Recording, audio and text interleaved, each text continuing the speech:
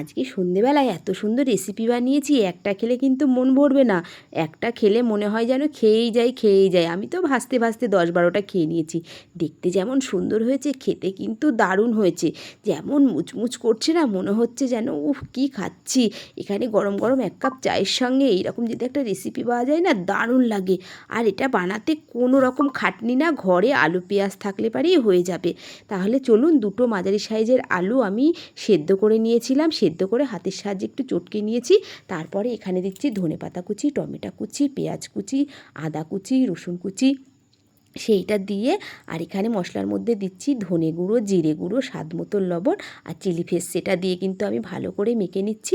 তারপরে মুচমুচে হওয়ার জন্য দিচ্ছি 2 চামচ কর্নফ্লাওয়ার আর 2 চামচ চালের গুঁড়ো, সেইটা দিয়ে মেখে নিচ্ছি। এইবার কিন্তু হাতে আমি একটু সাদা তেল মাখিয়ে নিচ্ছি, নইলে কিন্তু আমি শেপটা দিতে পারবো না।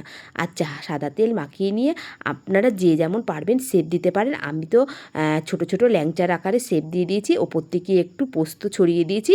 দেখতেও যেমন সুন্দর হবে, খেতেও কিন্তু ভালো হবে। আর আলুর সঙ্গে পোস্ত কিন্তু দারুণ যায়।